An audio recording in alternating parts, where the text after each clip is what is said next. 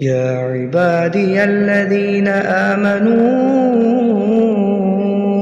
إن أرضي واسعة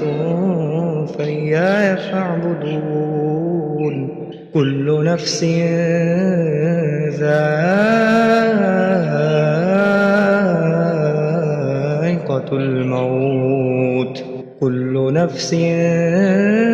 ذائقة الموت ثم إلينا ترجعون والذين آمنوا وعملوا الصالحات لنبوئنهم